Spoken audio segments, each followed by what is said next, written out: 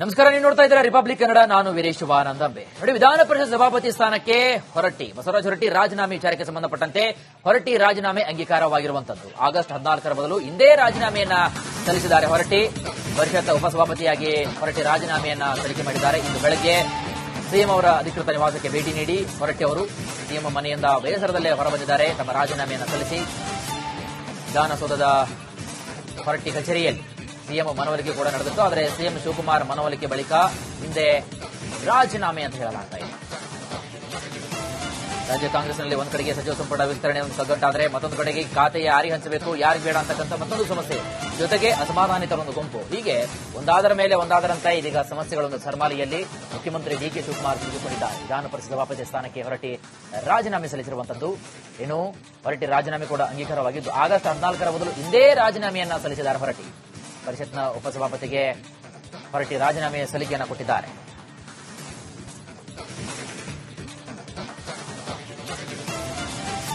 ಇಂದು ಬೆಳಗ್ಗೆ ಸಿಎಂ ನಿವಾಸಕ್ಕೆ ಭೇಟಿ ನೀಡಿದಂತಹ ಒಂದು ಹೊರಟ್ಟಿ ಅವರು ಸಿಎಂ ಮನೆಯಿಂದ ಬೇಸರದಲ್ಲಿ ರಾಜೀನಾಮೆಯನ್ನು ಕೊಟ್ಟು ಬೇಸರದಲ್ಲಿ ಹೊರಬಂದಿದ್ದಾರೆ. ಬಸವರಾಜ ಹೊರಟ್ಟಿ ವಿಧಾನಸೌಧದ ಹೊರಟ್ಟಿ ಕಚೇರಿಯಲ್ಲಿ ಸಿಎಂ ಮನವೊಲಿಕೆ ಕೂಡ ಮಾಡಿದರು. ಆದರೆ ಸಿಎಂ ಡಿಕೆ ಶಿವಕುಮಾರ್ ಮನವೊಲಿಕೆ ಬಳಿಕ ಹಿಂದೆ ರಾಜೀನಾಮೆ ಆಗಿರುವಂತದ್ದು.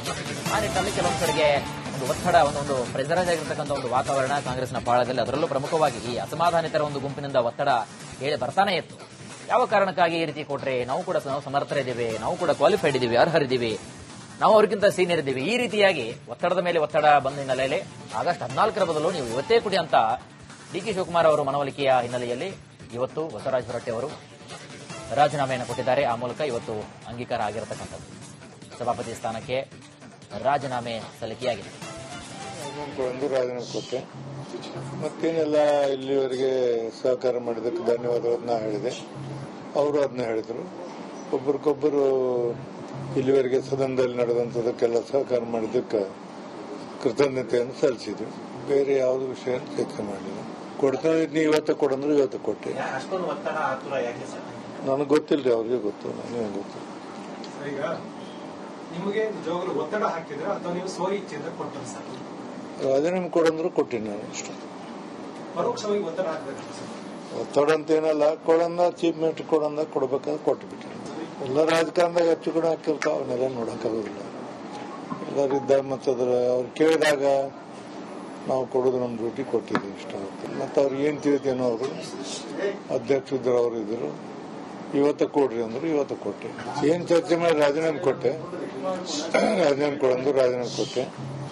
ಮತ್ತೇನೆಲ್ಲ ಇಲ್ಲಿವರೆಗೆ ಸಹಕಾರ ಮಾಡಿದ್ದಕ್ಕೆ ಧನ್ಯವಾದವನ್ನ ಹೇಳಿದೆ. ಅವರು ಅದನ್ನ ಹೇಳಿದ್ರು. ಒಬ್ಬರಿಗೊಬ್ಬರು ಇಲ್ಲಿವರೆಗೆ ಸದನದಲ್ಲಿ ನಡೆದಂಥದಕ್ಕೆಲ್ಲ ಸಹಕಾರ ಮಾಡಿದ್ದಕ್ಕೆ ಕೃತಜ್ಞತೆಯನ್ನು ಸಲ್ಲಿಸಿದ್ರು. ಬೇರೆ ಯಾವುದು ವಿಷಯ ಚರ್ಚೆ ಮಾಡಲಿಲ್ಲ. ಕೊಡ್ತಾ ಇದ್ನಿ, ಇವತ್ತು ಕೊಡಂದ್ರು ಇವತ್ತು ಕೊಟ್ಟೆ. ನನಗೆ ಗೊತ್ತಿಲ್ಲರಿ, ಅವ್ರಿಗೆ ಗೊತ್ತು, ನನಗೆ ಗೊತ್ತು. ಈಗ ನಿಮಗೆ ನಿಜವಾಗ್ಲೂ ಒತ್ತಡ ಹಾಕಿದ್ರೆ ಅಥವಾ ನೀವು ಸ್ವಇಚ್ಛೆಯಿಂದ ಕೊಟ್ಟರೆ ಸರ್? ರಾಜೀನಾಮೆ ಕೊಡಂದ್ರು ಕೊಟ್ಟಿನಿ ನಾನು ಅಷ್ಟೇ.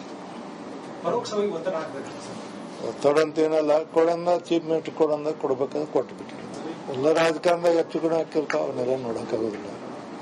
ಎಲ್ಲರಿದ್ದಾಗ ಮತ್ತದ್ರ ಅವ್ರು ಕೇಳಿದಾಗ ನಾವು ಕೊಡೋದು ನಮ್ಮ ಡ್ಯೂಟಿ ಕೊಟ್ಟಿದ್ದೀವಿ ಇಷ್ಟ ಆಗುತ್ತೆ. ಮತ್ತೆ ಅವ್ರಿಗೆ ಏನ್ ತಿಳಿತೇನೋ ಅವರು ಅಧ್ಯಕ್ಷ ಇದ್ರು, ಅವರು ಇದ್ರು, ಇವತ್ತು ಕೊಡ್ರಿ ಅಂದ್ರು, ಇವತ್ತು ಕೊಟ್ಟೆ. ಏನ್ ಚರ್ಚೆ ಮಾಡಿ ರಾಜೀನಾಮೆ ಕೊಟ್ಟೆ. ರಾಜೀನಾಮೆ ಕೊಡಂದ್ರು ರಾಜೀನಾಮೆ ಕೊಟ್ಟೆ.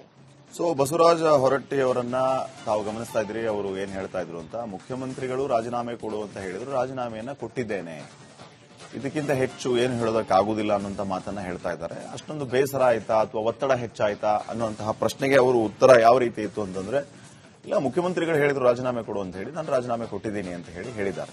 ವಿಧಾನಸೌಧದಲ್ಲಿ ಬಸವರಾಜ ಹೊರಟ್ಟಿ ಅವರು ಸುದ್ದಿಗೋಷ್ಠಿಯನ್ನು ಉದ್ದೇಶಿಸಿ ಮಾತಾಡುವಂತಹ ಸಂದರ್ಭದಲ್ಲಿ ಅನೇಕ ವಿಚಾರಗಳನ್ನ ಪ್ರಸ್ತಾಪ ಮಾಡಿದ್ದಾರೆ. ಅದರಲ್ಲಿ ಮುಖ್ಯವಾಗಿ 14ನೇ ತಾರೀಕಿಗೆ ರಾಜೀನಾಮೆ ಕೊಡಬೇಕು ಅಂತ ಇತ್ತು. ತಾವು ಸ್ವತಃ ಈ ವಿಚಾರವನ್ನ ಹೇಳಿದ್ರಿ. ಆದರೆ ಯಾಕೆ 14ನೇ ತಾರೀಕಿಂತ ಮುಂಚೆನೇ ರಾಜೀನಾಮೆ ಕೊಡುವಂತಹ ಪ್ರಸಂಗ ಬಂತು ಅನ್ನುವಂತಹ ಪ್ರಶ್ನೆಗೆ ಅವರ ಉತ್ತರ ಆಗಿದ್ದು ಇದು.